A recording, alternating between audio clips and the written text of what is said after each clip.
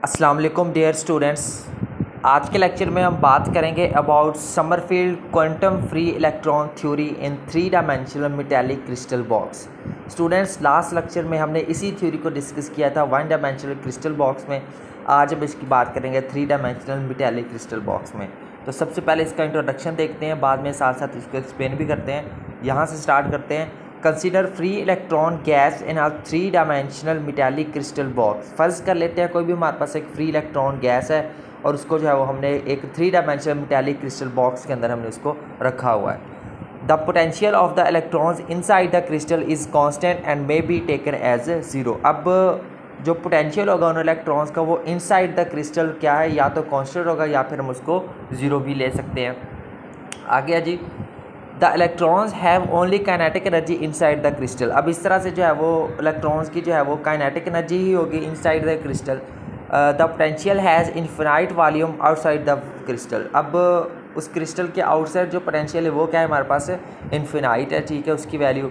और for simplicity के लिए हम क्या करते हैं, अ 3 डायमेंशनल क्रिस्टल में be regarded as a cubic box with edge length equal to L as shown in figure. हम फर्स्ट कर लेते हैं कि वो जो 3 डायमेंशनल क्रिस्टल है वो क्या है हमारे पास, एक क्यूबिक बॉक्स है जिसकी एक एज की जो लेंथ है वो कितनी है, 1 है, ठीक है, जैसा कि आपको यहाँ पे देखें इस फिगर के अंदर दिखाया गया है।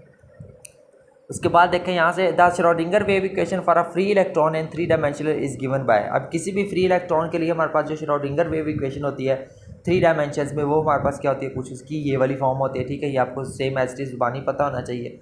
अब क्या करनी है जी, पहले हम इसकी वैल्यू v की वैल्यू 0 पुट करते हैं, ठीक है। कब, जब वो इलेक्ट्रॉन कहाँ पे होगा, इनसाइड द बॉक्स होगा। तो उस फॉर्म में यहाँ पे जो है वो हमारे पास v की जगह पे क्या आ जाएगी, वैल्यू 0 आ जाएगी। ये टर्म खत्म हो जाएगी तो पीछे हमारे पास क्या रह जाएगी, जस्ट ये वाली टर्म रह जाएगी, ठीक है। इसको जो है वो आगे थोड़ा सा हम करेंगे सिंप्लीफाई, यानी कि हमने दोनों तरफ क्या करना है, 2m/h कट स्क्वायर से मल्टीप्लाई कर देना है। जब दोनों साइड पर मल्टीप्लाई करेंगे तो ये वाली साइड, तो यहाँ से तो ये ख़त्म हो जाएगा डिवाइड होकर, ठीक है। और यहाँ पे जो है इस साइड पे ये मल्टीप्लाई हो जाएगा और ये जब साइड दूसरी तरफ आएगी तो क्या हो जाएगी, प्लस हो जाएगी। ओके, तो उसके बाद है जी हमारे पास यहाँ पे ये वाला स्टेप आ जाएगा, ठीक है। अब यहाँ पे क्या है, मैंने लास्ट लेक्चर में मैंने कुछ सब्स्टिट्यूशन ड्राइव की थी। ये पूरा फैक्टर किसके बराबर होता है, के स्क्वायर के बराबर होता है। तो उसकी जगह पे हमने के स्क्वायर पुट कर दी, जैसे कि यहाँ पे नीचे मेंशन किया गया। Where E K is total energy or kinetic energy of electron in K state, ठीक है। सो उसके बाद है जी हमारे पास, उसके बाद देखते हैं जी यहाँ से, allowed wave function of electron for 1 dimensional crystal box are given as. अब 1 डायमेंशनल क्रिस्टल बॉक्स के लिए जो अलाउड वेव फंक्शन होता है इलेक्ट्रॉन का, वो हमारे पास किसके बराबर होता है, वो हमारे पास कुछ इस चीज़ के बराबर होता है, ठीक है। ये आपको ज़बानी याद होना चाहिए। Now the allowed wave function of electron for 3 dimensional crystal are given as. अब 3 डायमेंशनल के लिए जो अलाउड वेव फंक्शन होता है वो हमारे पास ये होता है, ठीक है। और यहाँ पे जो है हमारे पास जो है वो इसको हम किस फॉर्म में लिख सकते हैं, इसको जो है वो हम कुछ इक्वेशन नंबर 1 की मदद, यहाँ इसकी मदद से जब हम इसको इस फॉर्म में लिख सकते हैं, ठीक है। यानी कि सबकी जगह पे क्या कर दिए, उनकी वैल्यूज पुट कर दी हैं। आगे जी, this equation represents a solution of standing wave where nx ny energy are positive integer, जिसमें nx ny और एनर्जी क्या है, ये हमारे पास पॉजिटिव इंटीजर्स हैं। आगे जी, it is more convenient to work with travelling plane wave given as. अब ये क्या है, ट्रैवलिंग प्लेन वेव के साथ जो है वो ये मोर ज़्यादा कन्वीनियंटली काम करता है, ठीक है। तो वो क्या है हमारे पास फंक्शन, हमारे पास ये वाला वो फंक्शन है, इसको हम क्या देते हैं, क्वेश्चन नंबर 2। अब इसी को जब हम थोड़ा सा ओपन करके लिखेंगे तो यहाँ पे हमारे पास कुछ ये वाली फॉर्म आ जाएगी, ठीक है। इसको अपने सेम ऐसे याद करना है, ऐसे ही। आगे जी, the wave function must satisfy the periodic boundary condition. जो वेव फंक्शन है उसको पीरियोडिक बाउंड्री फंक्शन को सेटिस्फाई करना ही पड़ेगा, and must be periodic in x y and z with period equal to L. और उसको जो है वो 3 पीरियोडिक फंक्शंस के बराबर होना चाहिए, एक्स वाई जी के, और उसकी जो लेंथ होनी चाहिए वो क्या होनी चाहिए, एल होनी चाहिए हमारे पास, ठीक है।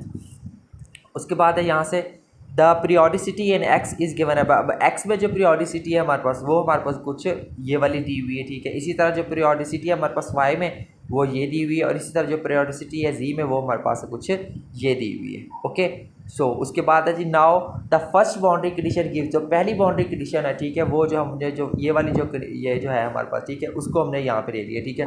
इसको थोड़ा सा सिंप्लीफाई करेंगे, ठीक है।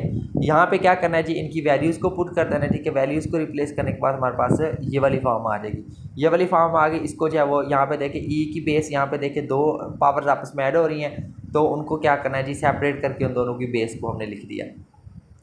सो अब यहाँ पे क्या होगा, ये वाली टर्म आपस में कैंसिल आउट हो जाएगी, तो पीछे हमारे पास ये वाली टर्म पर रह जाएगी और इज इक्वल टू में क्या आ जाएगा, 1 आ जाएगा। सो आगे जी, taking natural log on both side, दोनों साइड जो है नेचुरल लॉग ले लेंगे, तो यहाँ पे हमारे पास कुछ ये फंक्शन आ जाएगा, दूसरी तरफ पर नेचुरल लॉग 1 आ जाएगा, ठीक है। नेचुरल लॉग 1, ठीक है। इसको मज़ीद सिंप्लीफाई करेंगे तो हमारे पास कुछ ये वाली वैल्यू आ जाएगी, ठीक है। और यहाँ पे एन की वैल्यूज़ क्या है, 0 1 2 3 एंड सो ऑन। और के एक्स जो है वो हमारे पास क्या वैल्यू बनेगी, कुछ ये वाली वैल्यू आ जाएगी के एक्स की। सिमिलरली अब इसी मेथड के साथ हम जो है वो के वाई की वैल्यूज़ को भी लिख सकते हैं और के जेड की वैल्यूज़ को भी हम लिख सकते हैं, ठीक है। उसके बाद है since the energy can be written है, जो एनर्जी है उसको हम कुछ इस फॉर्म में लिख सकते हैं, ठीक है। अब यहाँ से देखिए इसको 3 डायमेंशन में लिखेंगे तो हमारे पास के की जगह पर ये आ जाएगा। और जो आगे देखें, now the magnitude of wave factor के इज गिवन है। अब उस वेव फैक्टर के का जो मैग्नीट्यूड है उसको हम निकालें तो उसको हम कुछ ये वाली फॉर्म में उसको हम लिख सकते हैं, ठीक है। आगे है जी हमारे पास, now the constant A appear in wave function can be determined by applying normalisation condition. अब उस वेव फंक्शन में जो कांस्टेंट ए अपीयर हो रहा था, ठीक है, उसको अगर हमने डिटरमाइन करना हो तो उसके लिए हम जो नॉर्मलाइजेशन कंडीशन यूज़ करेंगे। नॉर्मलाइजेशन कंडीशन के लिए हमारे पास ये फार्मूला होता है, ये हमने जो वो क्वांटम मैकेनिक्स में पढ़ा था। तो इसको जो है वो यहाँ पे इन तीनों की जो है वो 1 बाय 1 करके वैल्यूज़ पुट कर देनी है, ठीक है। ये वैल्यूज़ पुट कर दी। अब इन तीनों को जो है वो सेपरेटली यहाँ पे इनका इंटेग्रल अप्लाई करके इनको जो है इंटीग्रेट कर लेना, तो यहाँ पे हमारे पास ए की वैल्यू क्या आ जाएगी, स्क्वायर रूट 1/L³ आ जाएगी।